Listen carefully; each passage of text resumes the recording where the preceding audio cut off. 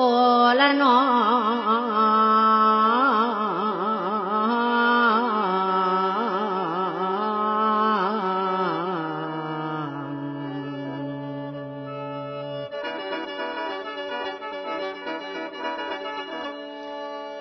แล้วการศึกษาแลกเปลี่ยนเรียนรู้อยู่กินแบบเศรษฐกิจพอเพียงและการศึกษาแลกเปลี่ยนเรียนรู้อยู่กินแบบเศรษฐกิจพอเพียงนั่นเป็นเรื่องสำคัญและเฮาทุกคนมาร่วมกันสร้างสัมพันธไมตรีใส่ความดีความขยันเป็นหลักกา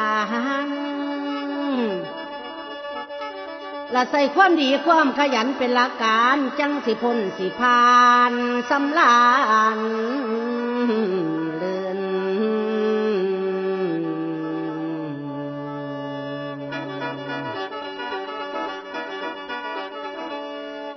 โอ้ยละน้อ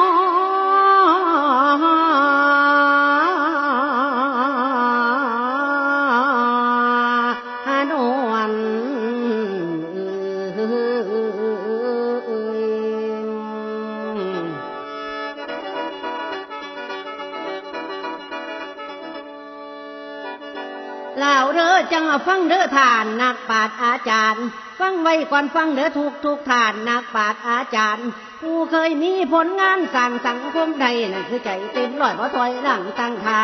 ลูกหลักขึ้นมาต่อสู้เรียนรู้อยู่ว่าเจ้าฟังบอนฉันสิเบาเข้าเรื่องเป็นมามีปัญหาไรแนวเหตุการมาลุ่มเราเหตุให้คนเฮาวุ่นชุนละมุนทั่วประเทศเศรษฐกิจย่ำแย่อยู่แล้วไว้บ่ทั่วกันย้อนบาคนบานั่นบ่คิดอันขึ้นหลังมีแต่ดันทุลังน้ำเทศนู่โลยีบ่มีการหยุดอย่างที่พังกันทั่วประเทศการเกษตรจังสีไข่ได้บ่ทอทุนบ้านเมืองจังเกิดวุ่นเที่ยวคุณนรหนย้อนละว่าเป็นน้ำคนละลืมความเขาเอาเงินเป็นตัวตั้งบ่ฟังควรเฒ่าแก่ตั้งแต่พอแต่แม่เพิ่นบ่เคยเกียจข้านสร้างสรรค์แต่สิ่งดีการเฮ็ดนาจังสีไถขาดงัวควายใส่แรงคนปากดำเฮ็ดเอาจนแล้วบ่เคยไปหาจ้างแรงงานนำผู้อื่นลูกมายืนเฮ็ดไว้อาศัยพึ่งเพิ่งตนคนละทุมือแม่โซนทันมากง่ายบ่อดทนผลต่ำมาคือความสมนีสินมาลุ่มเราเฮาเฮ็ดหน้าไทยเข้าได้เงินมาบ่คุ้มค่าแม่นละบ่แล้วคุณอาขายเข้ามาใส่ได้บ่พอซ้ำเครื่องทุนหมุนละกันอยู่จังซี่มีเก้าไม่สะสมรถละสิเป็นล้มตายใจแต่เงินบ่หยุดยังหันมาฟังเอาไว้มีข่าวดีบอกเรา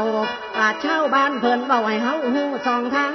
ยาละทุหาแต่จ้างใส่ใจเงินทองหันละมาบุญทฤษฎีพอหลวงเอาไว้เศรษฐกิจพอเพียงนั้นสำคัญยิ่งใหญ่ปากชาวบ้านเฮ็ดให้เฮาได้เฮ็ดนำเพิ่นนั่นละเพิ่นได้เก่าได้ย้ำให้เฮามาขยันเฮ็ดเพิ่นนั่นละเพิ่นได้เก่าได้ย้ำให้เฮามาขยันเฮ็ดใส่แรงงานตนเองบ่ต้องไปหาจ้างมีสตางค์รายน้อยให้เก็บความทอนใจไว้ละขยายพื้นที่เลี้ยงดูต่อกันส่วนหนึ่งนั่นปลูกพืชสวนครัวปลูกละมะเขือมากพริกปัดแตงเต่า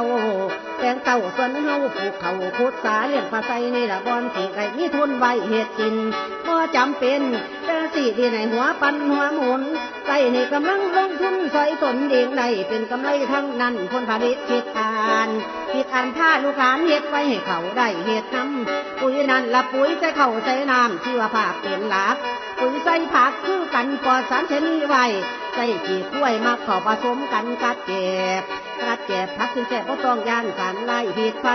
เอาทุกคนอันเฮ็ดได้สุดก็ไม่ผสมเอาเข้าจากปุ๋ยเคมีนั่นแห่งดีเศร้าใดมาตั้งใจศึกษาเพิ่มเติมเต็มน้ำปราชญ์ผู้เพิ่นฉลาดผู้เป็นผู้แล้วให้เพิ่นสอนเป็นผู้แล้วให้เพิ่นสอนสมพ่อควรแค่นม่วนหลายลองมาลองไว้